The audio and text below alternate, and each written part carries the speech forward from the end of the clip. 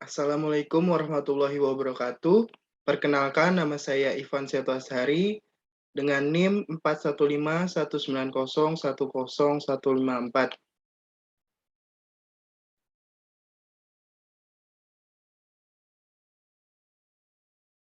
Baik, di sini saya akan mempresentasikan eh, serta menjawab beberapa pertanyaan yang telah tersedia. Saya juga dari kelas Rabu 07.30 sampai 10 waktu Indonesia Barat di kelas E308. Baik, kita langsung saja ke pertanyaan pertama.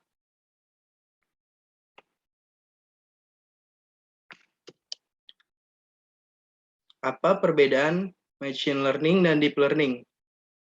Di machine learning dan deep learning itu punya perbedaan pokok model-modelnya. Yang pertama itu ada simplicity, yaitu data yang dipergunakan sebagai input proses pembelajaran tidak membutuhkan proses rekayasa fitur sebelumnya. Misalnya, ekstraksi menjadi lebih sederhana dibandingkan proses pembelajaran model machine learning.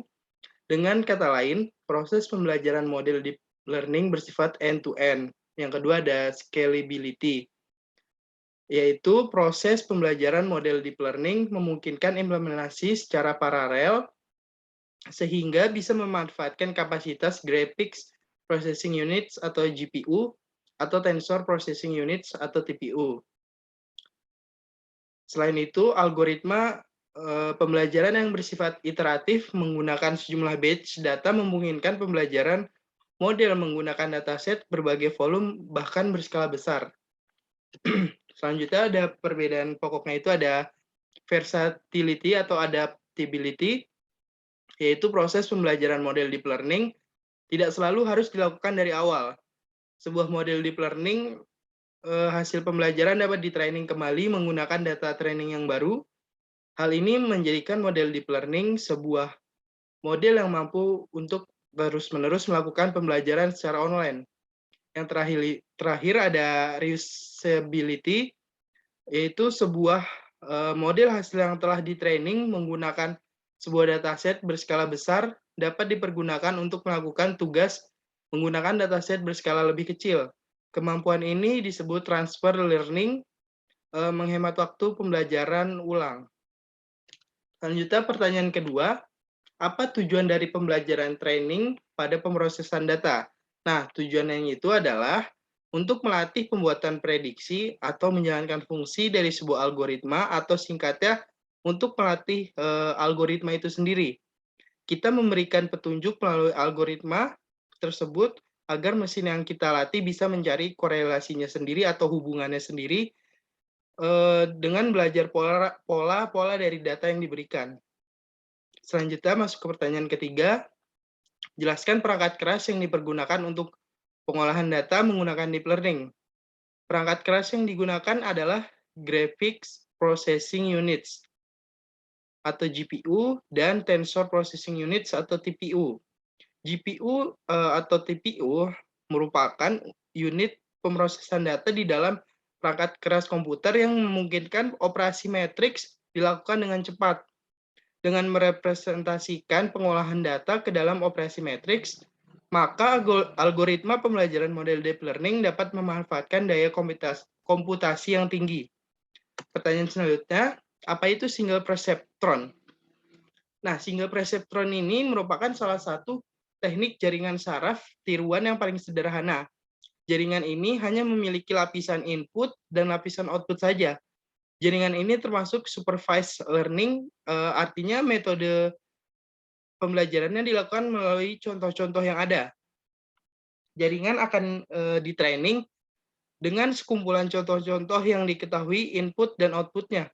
Selama proses belajar tersebut, jaringan akan menyesuaikan nilai bobotnya agar menghasilkan output yang diinginkan. Selanjutnya, apa itu Bayesian probability? Bayesian probability merupakan satu dari cabang teori statistik matematik yang memungkinkan kita untuk membuat satu model ketidakpastian dari suatu kejadian yang terjadi dengan menggabungkan pengetahuan umum dengan fakta dari hasil pengamatan. Bayesian probability ini juga mempunyai beberapa kelebihan. Yang pertama itu ada mudah untuk dipahami, yang kedua itu hanya memerlukan pengkodean yang sederhana atau coding yang sederhana. Selanjutnya yang terakhir itu ada lebih cepat dalam perhitungannya. Oke, pertanyaan selanjutnya, eee, fungsi objektif itu apa sih atau apa fungsi objektif? Fungsi objektif merupakan fungsi linear dan batasan-batasan pertidaksamaan linear yang memiliki himpunan penyelesaian. Himpunan penyelesaian yang ada merupakan titik dalam diagram Cartesius yang jika koordinatnya disubstitusikan ke dalam fungsi linear dapat memenuhi persyaratan yang ditentukan. Selanjutnya, apa itu lokal minima? Lokal minima adalah nilai minimum Y dalam domain tertentu atau minimum dari semua minimum dalam domain tertentu. Selanjutnya, apa aja sih konsep kerja CNN? Nah, cara kerja CNN ini memiliki kesamaan pada MLP atau multi-layer perceptron. CNN ini setiap neuronnya dipresentasikan dalam bentuk 2 dimensi. Nah, pada CNN juga data yang dipropagasikan oleh jaringan adalah data yang di 2 dimensi. Sehingga operasi linear dan parameter bobot pada CNN berbeda. Pada CNN, operasi linear menggunakan operasi konvolusi, sedangkan bobot tidak lagi 1 dimensi saja, namun berbentuk 4 dimensi yang merupakan kumpulan kernel. Karena sifat proses konvolusi, maka CNN hanya dapat digunakan pada data yang memiliki struktur 2 dimensi seperti citra dan suara. Selanjutnya, apa sih tujuan konvolusi pada data citra? Nah, kita harus mengetahui dulu, konvolusi citra adalah teknik untuk menghaluskan suatu citra atau memperjelas citra dengan menggantikan nilai piksel dengan sejumlah nilai piksel yang sesuai atau berdekatan dengan piksel aslinya. Tetapi dengan adanya konvolusi, ukuran dari citra tetap sama, tidak berubah.